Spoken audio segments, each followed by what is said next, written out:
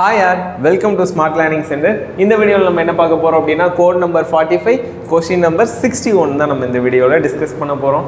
So அப்ப இதுல என்ன கொடுத்திருக்காங்க அப்படினா வேர்டிங்ஸ்ல கொடுத்திருக்காங்க. அத நான் உங்களுக்கு given பாயிண்டா எழுதி இருக்கேன். एक्चुअली நீங்களும் இது இப்படி தான் புரிஞ்சிக்கணும். சோ அப்ப molar conductivity of இந்த கான்சென்ட்ரேஷன் சொல்யூஷன் அப்படின்னு கொடுத்து இந்த வேல்யூ கொடுத்துருக்காங்க. அப்போ மோலார் கண்டக்டிவிட்டி தான் இதுங்கிறத நம்ம தெரிஞ்சுக்கணும். அண்ட் ஆல்சோ பை என்னது அதோட யூனிட் வச்சு. அப்போ சைமன் சென்டிமீட்டர் ஸ்கொயர் அப்படிங்கிறத வச்சு என்ன தெரியணும், அதுதான் எனது மோலார் கண்டக்டிவிட்டி அப்படிங்கிறதும் நமக்கு தெரியணும்.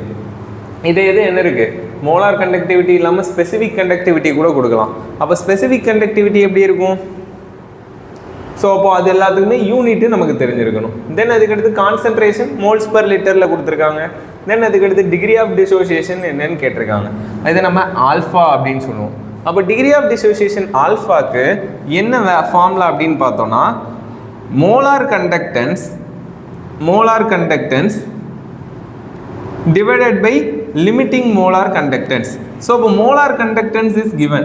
ஸோ அப்போ லிமிட்டிங் மோலார் கண்டக்டன்ஸ் மட்டும் நம்ம என்ன பண்ணணும், கண்டுபிடிக்கணும். ஸோ அதுக்கும் என்ன பண்ணிட்டாங்க, கிவனில் உங்களுக்கு ப்ராக்கெட்டில் கொடுத்துட்டாங்க. ஸோ இப்போ limiting molar conductance of positive and negative அயானுக்கு கொடுத்துட்டாங்க. அப்போ லிமிட்டிங் மோலார் கண்டக்டன்ஸ் ஃபர்ஸ்ட் கண்டுபிடிச்சிடலாமா? எப்படி கண்டுபிடிக்கணும், இந்த 2 லிமிட்டிங் மோலார் கண்டக்டன்ஸை நம்ம ஆட் பண்ணால் என்ன கிடைக்கும், லிமிட்டிங் மோலார் கண்டக்டன்ஸ் கிடைக்கும். ஸோ அப்போ ஆட் பண்ணுங்கள், 349.6 சேம் யூனிட் தானே, 50.4. அப்போது இது அரவுண்ட் என்ன 350 மாதிரி இருக்குது, இது 50. ஸோ இப்போ ஆட் பண்ணால் 400. ஸோ இப்போ 400 தான் என்னது limiting molar conductance. Molar conductance என்ன கொடுத்துருக்காங்க, 90 கொடுத்துருக்காங்க. லிமிட்டிங் மோலார் கண்டக்டன்ஸ் 400 கொடுத்துருக்காங்க.